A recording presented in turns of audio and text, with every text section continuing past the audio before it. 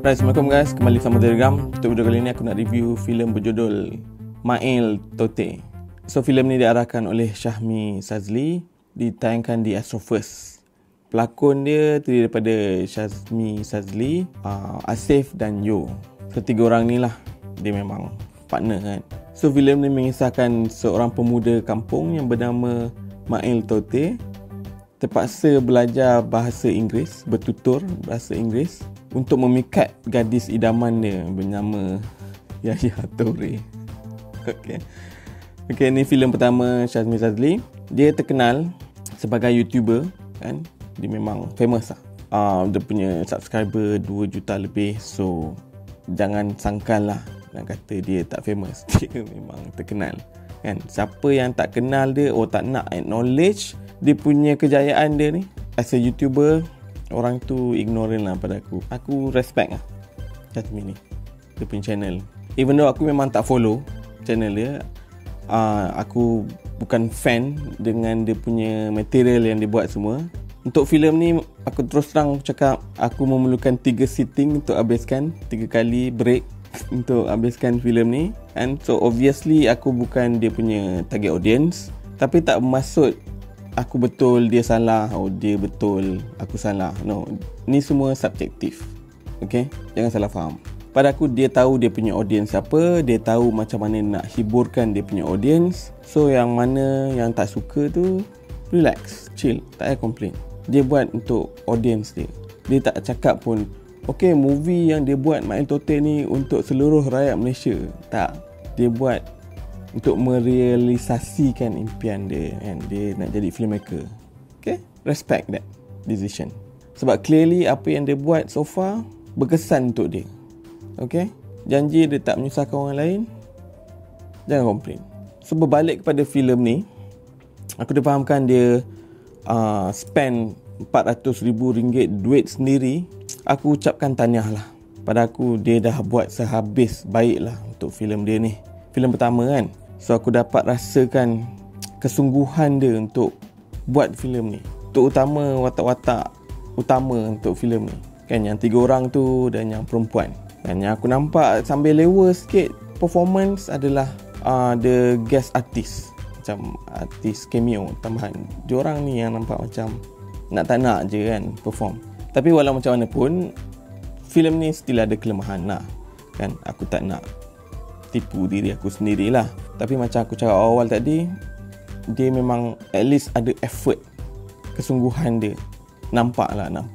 Aku dapat rasakan dia punya passion untuk buat filem ni.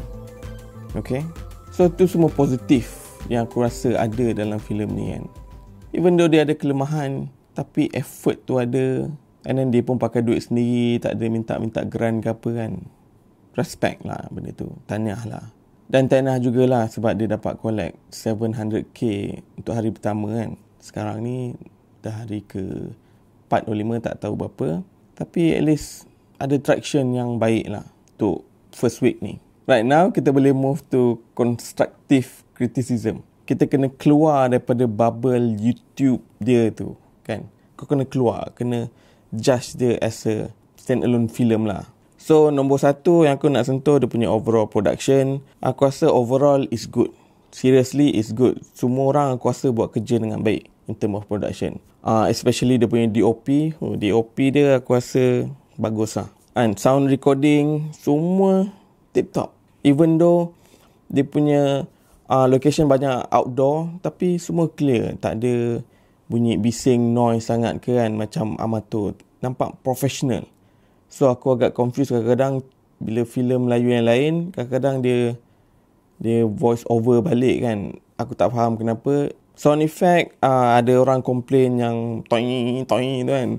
Pada aku tak ada masalah. Itu dia punya konsep movie yang dia nak buat. Kau tak boleh judge every movie tu sama kan. Ni konsep yang dia nak buat macam ni. So betul tak betul, itu tak penting. Pada aku tak ada betul, tak ada salah kan. Tak ada betul salah. So aku tak ada masalah personally.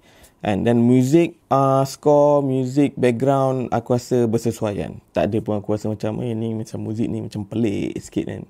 Muzik ni macam cringy. No, tak ada. Aku rasa selection music dia okay. Nombor 2, dari segi writing, yes, this is the main issue, the main culprit untuk filem ni.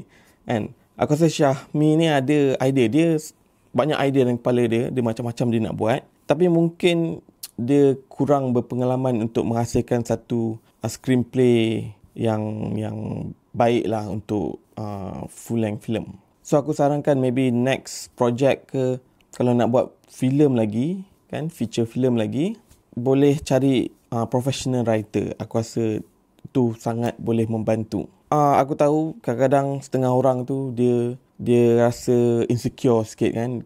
This is my project kan.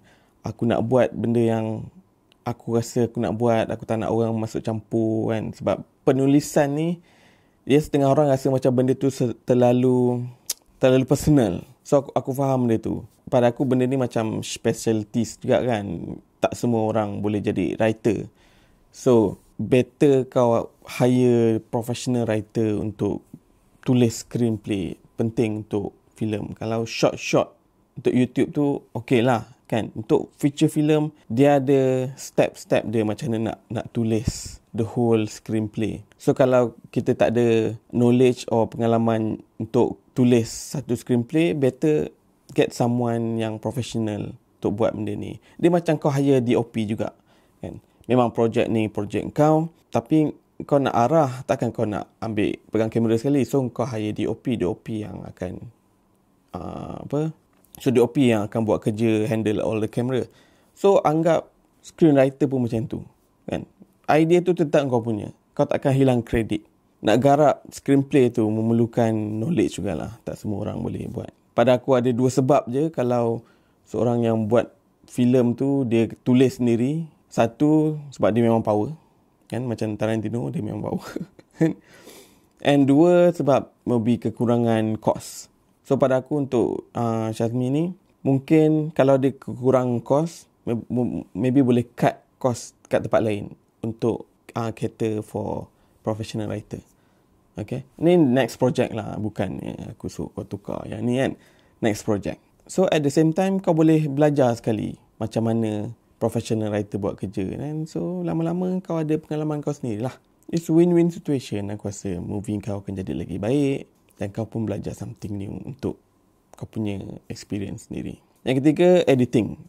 Editing sangat penting untuk setiap movie. Editing boleh make or break sesetengah movie tu. Cinematographer terbaik kan, macam kau hire Roger Deakins pun, kalau editing foul, dia akan fail juga. Macam writing jugalah. Writing tu perfect lah. Aaron Sorkin dah tulis ni kan.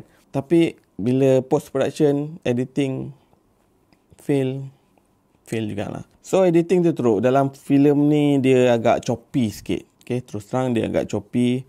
Taklah teruk sangat. Aku rasa ada filem lain yang lagi teruk. Tapi still kalau editing tu teruk, dia boleh break the flow of the storytelling. Kita editor tu kena pandai pilih shot mana nak letak dulu. Kan? DOP dah buat kerja, dia dah ambil banyak-banyak angle shot. Editor punya kerja nak pilih which angle. Kan? Wide angle bila nak letak, close up angle bila nak letak, medium shot angle bila nak letak. Benda tu dia penting untuk make it the tone of the movie consistent. Bila tone movie tu lari, so impact kepada penonton tu akan lari kucak-kacir. Dia tak tahu nak ke mana emosi dia tu kan. Itu editing punya kerja. Sangat penting. Dalam movie ni dia ke laut sikit kan. Aku tak tahu tema dia komedi tapi ada unsur nilai-nilai murni ke, or dia satu filem yang serius tapi ada unsur komedi ke. So benda tu tak clear sebab editing dia tu tak berapa cantik lah. So again, maybe in the future boleh belajar macam mana. Macam kalau kita tengok setengah movie tu, kadang-kadang the build up emotion tu, itu bukan automatic ada tau dalam setengah movie tu. Itu dia memang plan masa editing dengan dia masukkan music semua kan. Editing ni kerja, right? And last kali performance lah, performance pelakon. Macam cakap awal-awal, the main actor semua, even though diorang ni bukan established actor, aku rasa they're doing a good job. kena dengan konsep cerita ni lah. Itulah yang aku cakap, aku ada problem is the artis undangan tu. Come on, nampak sangat korang macam sambil lewa. Aku tahulah kerja 1 hari je, tapi at least respect lah. Kan? Budak ni beria ni, bersemangat, passion nak buat movie tu. Kau contribute the passion, kau punya passion as a professional actor. Okay, jangan sambil lewa. Aku tak nak cakap siapa lah kan. Tapi korang tengoklah sendiri. Maybe korang boleh judge sendiri. So aku rasa itu je untuk El Tote ni. Macam aku cakap awal, aku pun memerlukan 3 sitting untuk settlekan movie ni. So korang boleh agak lah sama ada aku suka ke tak. Tapi aku tak nak dismiss orang yang suka tengok kan. Korang suka tengok. Kalau tak adalah dia sampai berjuta-juta subscriber kat YouTube kan. Means that orang suka tengok. So aku bagi 3 bintang lah untuk filem ni. Dia ada kelemahan dia, tapi dia juga ada dia punya kualiti dia yang aku rasa boleh challenge current setengah production house yang lain. Dan aku harap Syahmi dengan dia punya team semua boleh belajar dan improve untuk next project. Obviously korang akan buat filem lagi sekali kan. Sebab ialah Syahmi dia banyak idea nak buat kan. Buktikan yang korang boleh berjaya dengan bergerak sendiri. Okay? Aku percaya benda tu. Just be yourself, do what you want to do, tapi improve dari segi filmmaking tu. Okay? Okay, itu saja untuk video kali ni. Kalau korang suka dengan konten Telegram, boleh subscribe the channel dan like video ni. Tak ada banyak benda lagi nak cakap. But wait, ada satu benda aku nak cakap pasal dia punya logo. Ada few issues logo dia. Aku dah fahamkan logo dia tukar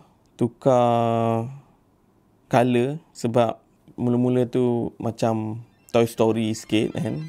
Now dia dah tukar sebab orang bising agaknya. Try be original sikit lah kan. Aku tak faham kenapa dia nak ikut Toy Story punya format title ni kan. Don't make the same mistake lagi lah in the future. Right guys, itu saja untuk video kali ini. Jumpa lagi. Assalamualaikum.